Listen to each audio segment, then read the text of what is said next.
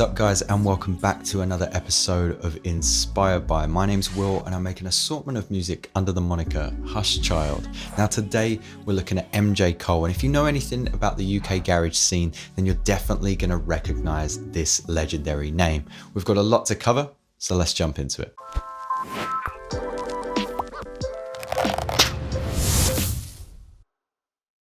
Okay, so welcome to Inspired By. If you haven't been here before, it's where we look into a particular area of production interest so that you guys can make better music. And today we're doing a little bit of UK garage with some MJ Cole vibes. We've got quite a lot of tracks going on. So let's just dive straight into the drum selection. So with the drums here, I'm using a combination of MIDI files and audio layers. You can download this project from the Patreon, so you can browse around at your own leisure. Now inside the kick and snare track, this is what we have going on.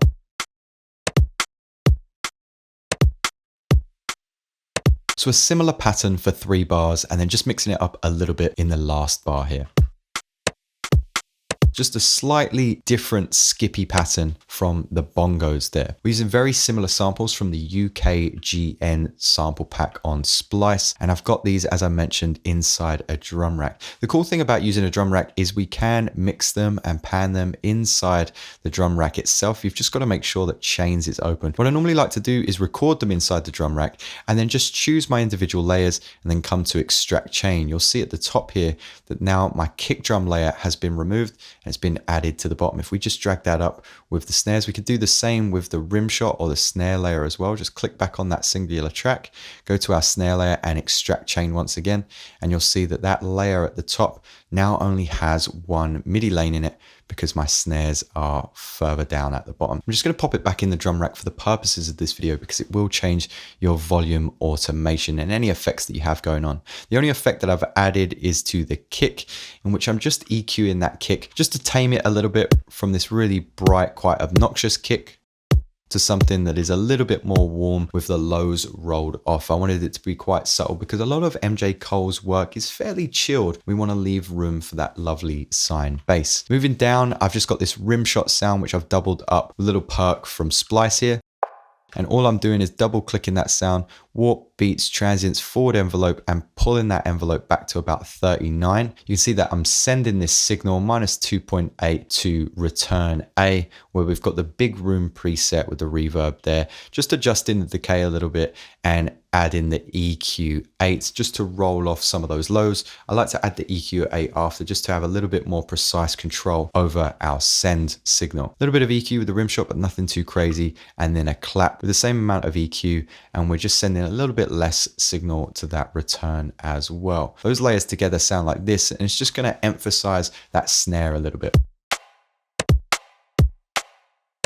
Next up, we've got our hi-hats, and you can see my hi-hat layers here. They're just chopped up from that same UKG sample pack, but I've used different sample loops and different one-shots to generate the sounds that I want, as you can see here. I've got a little bit of EQ8 just to keep everything in keeping, and we're going to come back to my shaper box. Initially, that sound is looking like this. You might notice that it's a little bit different from each bar. So the first bar, a little bit more sparse than the second bar, just add in a couple of extra notes here, and then we repeat and then add just a few more notes to the last bar. So throughout 4 bars, you kind of have this natural progression. You'll notice that there's a little bit of swing there, and that's applied by the groove here. So inside this groove box, you can see 2 types of swing that I'm using for the snare fill that comes later, and then the hi-hat. Swing logic 16ths, you'll find that inside your groove pool on the left-hand side of the screen. Velocity is important, but I'm only really ducking the notes that fall before a downbeat. If you go back into our drum rack, we can see a little bit of volume difference here, but I am panning every hi-hat in a different place, so we get quite a wide sound. Now, I said that I was using Shaperbox. It's one of the few plugins in this project that is third party. So once again, if you want to download it from the Patreon, you can, but there might be a couple of plugins that you're missing if you haven't bought them. There's links in the description if you want to check out any Waves plugins, Shaperbox plugins. It's an affiliate link, so you're definitely helping out the channel as well. Now with Shaperbox 3, what I'm doing to the hi-hats is adding a little bit of noise and a little bit of filter to that noise as well with the mix on 49%. It's going to add a little bit more buzz and excitement to the drums. Let's play it with and without.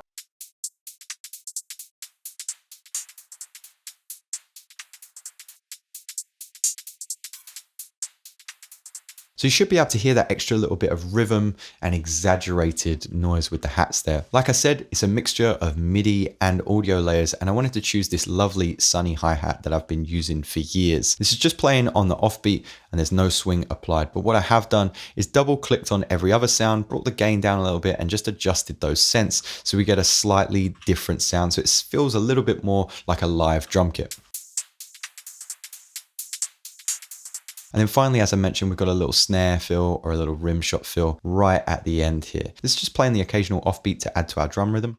And you can see with this final fill here, I've added that swing 16th 59 preset from the groove pool. So we get something like this.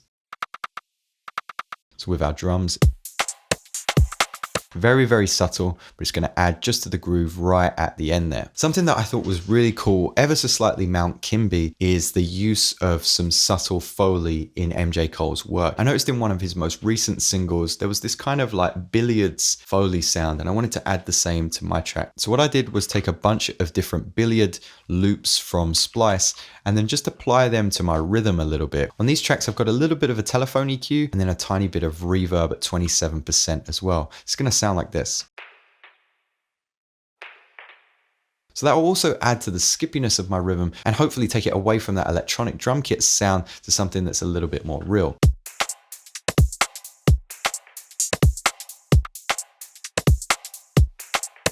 I just want to interrupt this episode to tell you about DistroKid. I've been using DistroKid for years before they even become a sponsor of the channel. And let me tell you, you can release unlimited amount of songs throughout the year with your subscription to DistroKid. If you want to use the link in the description below, you'll even get 7% off. But they've made it so easy to get my music and others of the community on over 200 platforms. That's Apple Music, Tidal, Spotify, you name it, it's out there. They have integrations for Instagram, Snapchat, TikTok. They make it effortless for your future audience to be able to find and recognize your music, and they have a ton of tools to help the promotion of your song once it's released. Like I said, if you want to start releasing your music with DistroKid like me, then use the link in the description below. Let's get back to it. Okay, so we're onto the chords now, and with MJ Cole, he doesn't use any particular fancy sounds, normally just a keyboard in the studio. So I tried to choose a fairly bland preset in Ableton. I just used the operator and adjusted the level on oscillator B, course 5, the level up to 33 there, and then on the third oscillator, course 14, and then the level down at -49, just adjusting the attack a little bit so it's not too attackful, it doesn't sound too tiny. And then I will be adding RC20, but I've just got a bit of glue compressor to keep those dynamics in check, utility to put it in mono for now, and then the limiter at the end just to be safe, make sure there's no clipping frequencies. Now our chords are in D major and look like this. Roll in that first chord. Velocities are important. Notice that this plays ahead of the bar line.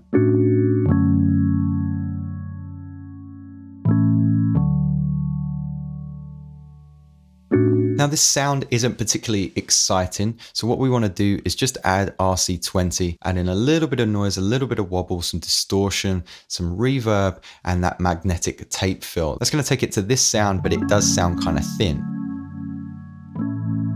So the first thing that I did was actually freeze and flatten that sound on the track below. Add RC20 on a different preset. This is the double tracking preset. Haven't adjusted anything other than the reverb. Add the EQ8 and add chorus, and then pitch this sound up as well as fade in some of those early transients. So that should just help pull it out of the mix a little bit, but it's not necessarily going to make the sound any more exciting. What will make the sound feel a little bit thicker and more exciting is layering that sound with other presets. So I just chose these at random. This is the Sorcery preset in Wavetable. I don't think I've really adjusted anything, but I have added a line delay. It's going to make it wider. If you've seen my videos before on the layered sounds, I always like to make them a little bit wider. Reverb here with the dry wet at 45% and some EQ8.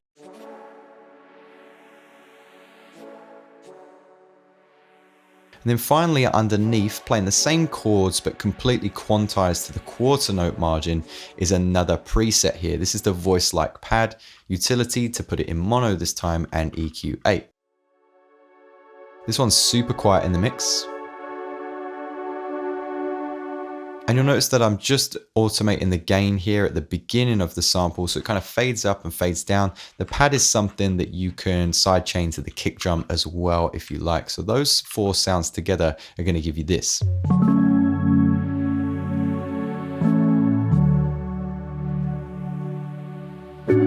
So inside that entire group, I thought it was important to add the EQ8. We're going to get rid of some of those muddy frequencies because we're layering a lot of the same sounds, and then add the preset mix gel, just adjusting the attack and release time here. This is a slow compressor, so it's just doing a tiny little bit of compression over the entire loop. This is focusing on RMS rather than peak. Moving on, we've got the wavetable, and I've just created kind of an 808 sound from scratch. You just want to use oscillator 1 on the standard preset, but on oscillator 2, I've moved it to sub 1, and I've just adjusted this a little bit more. It's going to make it more or less buzzy. I've taken that filter down just a tiny bit, and in the matrix, the only thing you're going to change is the pitch to 12. You can come back to mod sources and go to envelope 2 and just adjust your decay to 228 milliseconds, maybe bringing that attack back slightly. It's going to give it that pitch drop 808 sound. I've also made sure that my filter is set to OSR, and that means you can give your 808 a little bit of drive there. If you haven't got headphones, you might not be able to hear this, but this is my 808 sound. You might be able to hear a little bit of noise. That's just coming from the gain on my master there. And speaking of noise, we've got the operator set to noise here, and we're just going to EQ the high and low frequencies together. And that's going to look like this. So that's going to add a nice atmospheric sound to the start of your track.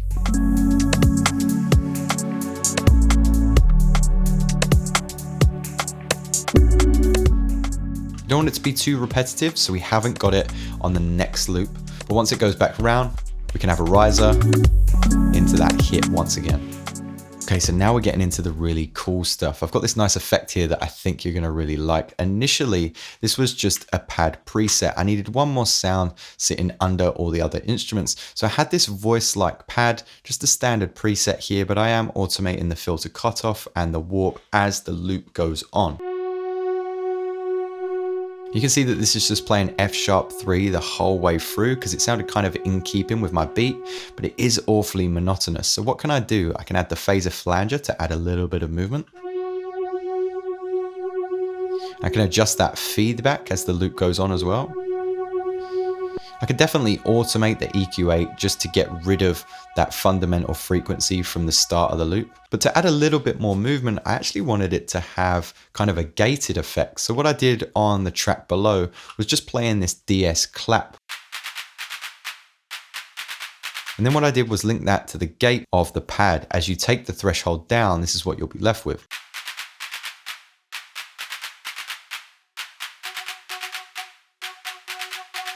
Then what you can do is make the DS clap inactive or whatever trigger point you have. It doesn't have to be MIDI, it can be audio, and you'll just be left with that rhythmical pattern. And then we're also automating the filter cutoff, warp, and feedback EQ8 as well. So that's going to be fairly ignored at the start of the loop or the start of the song, and as the song progresses there's going to be an evolution of that sound and it'll become ever more present. Finally, we're left with our vocal, which actually in a lot of MJ Cole's work is heavily auto-tuned. This had a little bit of auto-tune and mixing beforehand because of course it came from Splice, but the vocal was much longer, originally sounding like this. That sweet feeling. I didn't really like the enunciation of that word. The F sound on feeling went on for a little bit long, and I kind of wanted it to be more syllables. So I chopped it up so it was that sweet, sweet feeling, added a little bit of EQ, and then the glue compressor here on a really quick attack and a slightly quick release. So it kind of catches those louder transients. That sweet, sweet feeling. But you can also hear some delay there. That's automated to turn on just on the last word, feeling. We can see that I've got the Valhalla frequency echo. Don't worry if you haven't got this, it's absolutely free. I've rolled up the low cut to get rid of all the muddy frequencies, and that's pretty much all I've done other than adding it to an 8th note delay. But I am automating the EQ8 and the drive of the saturator, and that's going to make sure that it becomes more and more intense as the loop goes on. Again, this was something I spotted in MJ Cole's latest single. That sweet, sweet feeling.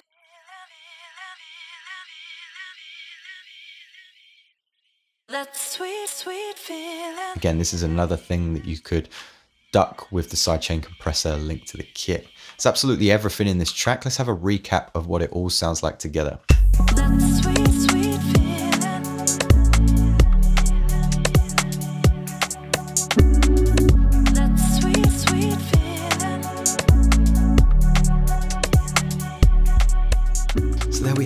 guys, how did you find today's UK Garage episode? We haven't visited Garage in a little while, but that was the sounds of MJ Cole, you know, kind of inspired by fashion. What do you want to see in future episodes, and how can I help move your production forward? Don't forget that I've put out a call to volunteers in a future episode of Inspire By. I want to hear from producers, young, old, new, experienced, men, women, other. I want to hear from the entire community about your hang-ups, the things you're doing well, and what you want to see changed in the future of music. I wish you guys a happy new year. Thanks for swinging by yet again, and I'll see you guys next time.